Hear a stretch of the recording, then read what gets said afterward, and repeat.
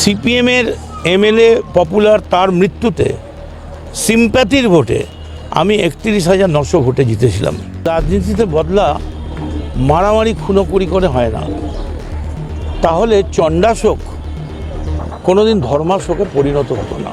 আমি বরং চাইবো আমাকে একটা ঘর দিন না, আমি থাকি। আর আমার যদি এরকম বেআইনি ঘর থাকতো, কামারহাটির লোক আমায় পরপর ৩বার এমএলএ করতো।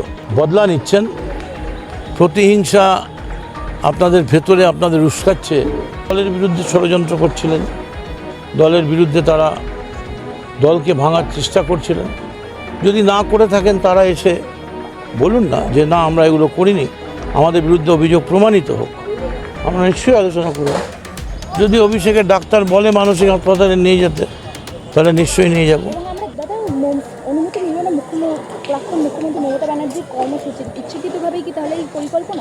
একেবারেই তাই, আমরা তো অ্যাপ্লাই করেছিলাম পুলিশের কাছে, পুলিশ আমাদের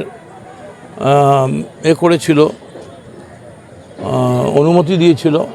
পুলিশ তো অফিসিয়াল অনুমতি দেয় না, চিঠিটা রিসিভ করা মানেই সেটা অ্যাকসেপ্টেন্স হয়ে গেল।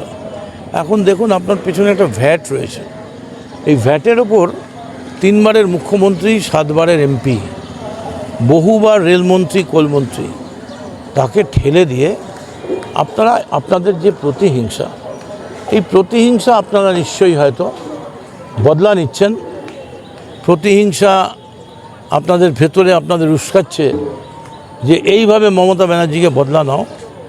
কিন্তু রাজনীতিতে বদলা মারামারি খুনোখুরি করে হয় না, তাহলে চণ্ডাশোক কোনোদিন ধর্মাশোকে পরিণত হতো না। বাল্মীকি, রত্নাকর কোনোদিন বাল্মীকি হতো না। পলিটিক্সে সবসময় গুড গভর্নেন্স এবং দায়িত্বটা গণতন্ত্রের তারই বেশি থাকে যে রাজা হয়। আজকে যারা রাজত্বে, তারা যদি মনে করেন আমরা সবটাই প্রতিহিংসায় করব, কিছু করার নেই, করবেন। মানুষ সবটা দেখছে, দেখা যাক। সবে 1 মাস হয়েছে।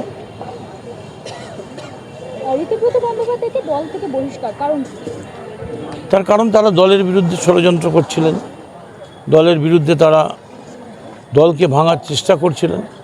যদি না করে থাকেন তারা এসে বলুন না যে না আমরা এগুলো করিনি, আমাদের বিরুদ্ধে অভিযোগ প্রমাণিত হোক, আমরা নিশ্চয়ই আলোচনা করব। আর কোনো বিধায়ক যাবেন না, এবং সবার কাছে আমি অনুরোধ করছি, আসুন আমরা একসঙ্গে মিলে, এবং পুরবেলা 1:30টার সময় ওয়াই চ্যানেলে মমতা ব্যানার্জির যে ধর্না, সেই ধর্নায় সমস্ত কলকাতা থেকে, পার্শ্ববর্তী জেলা থেকে সমস্ত কর্মীদের আসার জন্যে আমি করজোড়ে আবেদন করছি। মমতা বন্দ্যোপাধ্যায় নিজে থাকবেন।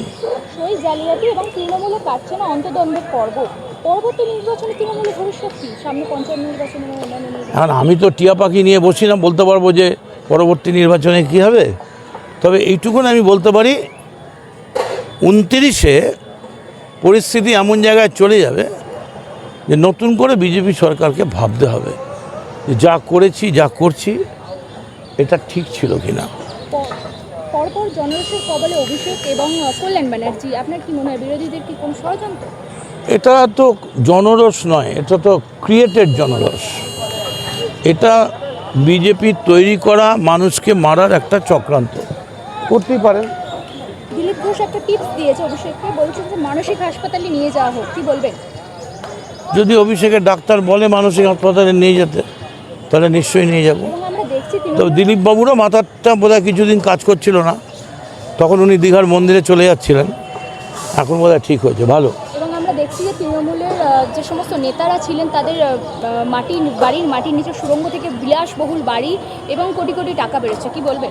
যাদের বেরোচ্ছে তাদের বিরুদ্ধে বিচার নেবেন, কিন্তু আমার কোনো কামারহাটিতে বাড়ি নেই, আমার বাড়িতে কোনো পুলিশ হানাই দেয়নি, অথচ মিডিয়া দেখেই যাচ্ছে 48 ঘন্টা ধরে যে কামারহাটির বাড়ির তছনছ, পুলিশের 6 লাভ, এবং যে বাড়িটা দেখাচ্ছে সেই বাড়ির একটা ঘরের যা দাম, আমার বাড়ির তা দাম নয়।